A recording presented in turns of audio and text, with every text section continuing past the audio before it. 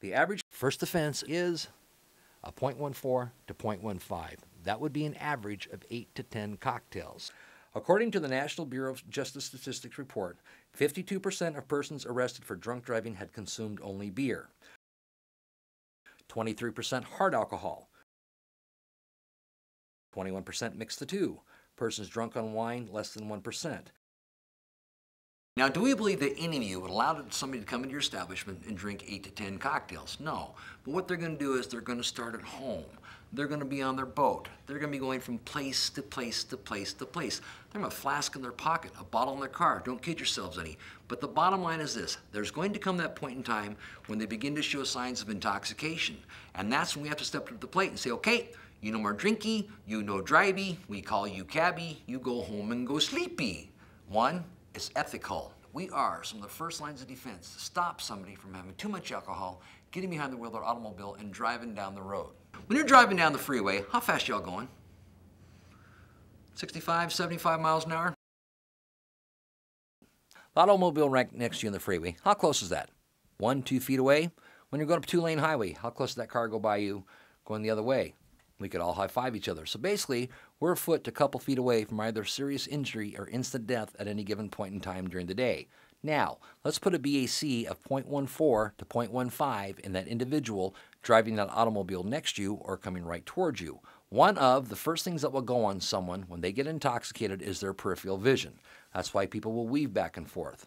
I was reading a report on what DUI cops look for. Did you know that if a DUI cop sees you driving with your head out the window, there's a 60% chance that you are legally intoxicated? Now, hypothetically speaking, the person next to you's got a BAC of 0.14 to 0.15. They drift over and tap the side of your car at 65, 75 miles an hour. What's going to happen? Yeah, it's going to be the old spin cycle. You're going up a 2-lane highway. Same scenario. Problem is, they hit you head on. This will probably explain why 19% of all traffic fatalities in Utah are alcohol-related. That doesn't even take into account the numerous people who are injured each year by drunk drivers. What does that mean to you as a taxpayer? Each one of those deaths will cost us taxpayers $3.4 million, each injury $99,000. According to a leading insurance company, alcohol-impaired drivers are estimated to cost taxpayers $21 to $24 billion a year. This is a problem in society. The cold-hearted reality is this. No one is immune from drunk driving. Studies show that 30% of the population could be hit by a drunk driver. 80% of drunk driving accidents happen between the hours of 10 p.m. and 3 a.m. What hours are you on the road? When 50% of all DUIs issued are from people drinking in restaurants and bars, and 19% of the traffic fatalities in Utah are alcohol-related, that tells me that 9.5% of those deaths came from people drinking in restaurants and bars. I honestly do believe this. I believe that if every server in the state of Utah took it upon themselves to make a difference, it may be one guest at a time, it may be one drink at a time, but I really do believe that we can cut into those numbers. Every 30 to 45 minutes, someone dies from a drunk driving accident. Before you've completed the seminar, between 4 and 5 people have lost their lives to drunk driving accidents. Puts everything to perspective, doesn't it? This concludes Module 2. Let's do a little recap.